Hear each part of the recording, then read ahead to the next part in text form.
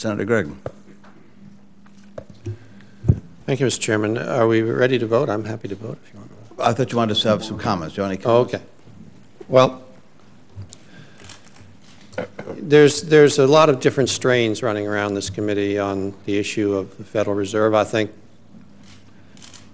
we've been through a very traumatic time as a nation, and there's no question that that time has caused us to take a second look at a lot of things we do. And one of the things that people are taking a second look at is whether we even need a Fed. There's a number of people in the Congress today who believe the Fed is a mistake, that we shouldn't have a monetary policy managed out of the Congress.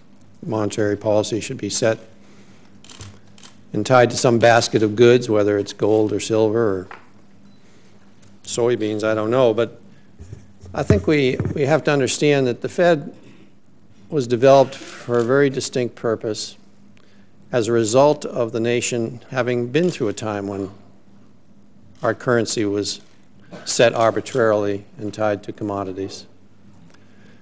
From 1833, when the Bank of the United States charter was repealed and President Jackson sent the money back to state banks, until the Fed was formed, there was no central banking in the United States, and we went through massive periods of disruption, and we were on a tremendous roller coaster relative to the value of currency. Then with the Fed being created, we stayed on the gold standard. We went to the gold standard, or stayed on the gold standard, and that worked for a fair amount of time, except for the fact we had a Great Recession in the middle of it, Great Depression. So it was pretty well proved that the gold standard wasn't necessarily the right way to manage monetary policy. And then, of course, in 71 or 72, I think it was, we dropped off the gold standard because we could no longer defend it because our gold reserves were being drained so quickly.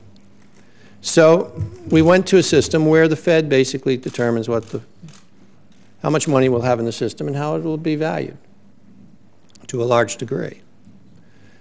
Has it worked perfectly? Of course it hasn't. Nobody's ever figured out a way to do this perfectly. It just isn't possible to do it perfectly. There's too many major factors which you don't have control over. But has it worked well? Generally it has. Generally it has. I can't think of anything more disruptive to our fiscal policy, however, our monetary policy, however, than to have the Fed either be abolished or become massively influenced or significantly influenced in its determination of monetary policy by the Congress. I mean, we're political people here, you know? We live for the next election. We're moved by the intensity of the moment, maybe not so much in the Senate, but certainly in the House. You don't want monetary policy being set by somebody who's living by the intensity of the moment or the politics of the day or the politics of the next election. You want that independence. So I think an independent Fed, free of interference from the Congress on the issues of setting monetary policy and open market policy, is absolutely critical to the strength of our currency and to the strength of our economy. And it would be a huge mistake if we were to move away from that position. Are there things that need to be improved in the Fed? Obviously. And I think the chairman's mark, certainly Senator Shelby's ideas have been strong statements in this area. Even a lot of what the House talks about is pretty darn good in this area. But we still need a strong, independent Fed setting our monetary policy, or else we're going to be in serious trouble as a country relative to the value of our currency. And this is especially true as we move forward because we're confronting a time when our debt as a nation is so large that our capacity to do fiscal policy is going to be significantly prescribed. And an independent Fed is going to be critical to us as we move through this period of trying to straighten out the debt situation of our nation. Now, on the specifics of Chairman Bernanke, it is obvious that mistakes were made. There were a lot of mistakes made that led to this downturn and to this near catastrophe. Clearly, the Fed kept, in my opinion, interest rates too low, too long, made credit too readily available, and money moved out into the private sector too quickly, and as a result, you had loans being made that shouldn't have been made. And there's no question, in my opinion, that was a mistake. There were arguments for why they did it at the time. There are arguments for why they're doing it today. But it was a decision that I don't think was fundamentally at the core of the problem, but it was part of the problem. If you want to go to the core of the problem, there are a lot of things that happen. Congress can take a fair amount of responsibility for this problem. We strongly encouraged people to buy homes and set up structures to allow them to buy homes who couldn't afford the homes. And then, of course, we had a banking system which basically abandoned the concept of sound underwriting when it came to lending. So obviously there were mistakes made, but I don't see them as being the primary drivers of what happened. So when I hear the challenge to Mr. Bernanke being, well, he basically made the mistakes that caused this downturn, I don't accept that as an argument.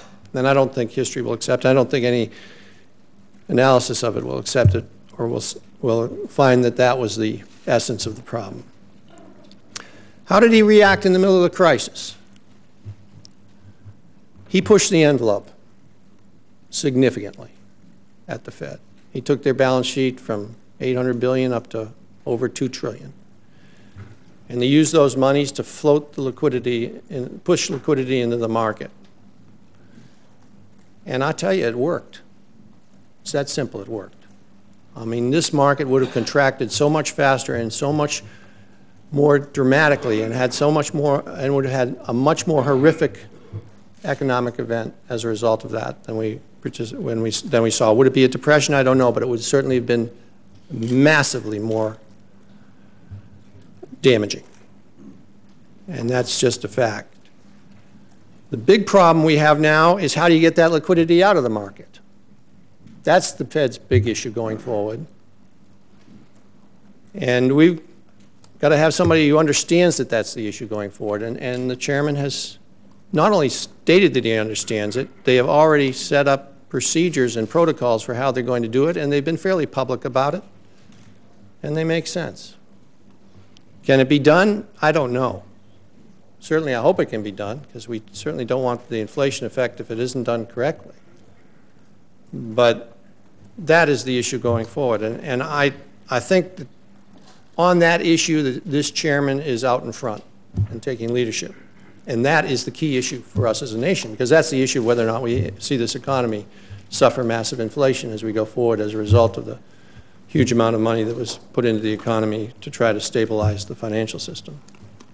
So I think he's on the right track there, and I think he's the guy to carry that process out. And if I were looking around to hire somebody to undertake that process, he's the guy I'd hire. So that's why I'm going to support him. Thank you, Mr. Chairman. Thank you very much, Senator Gregg.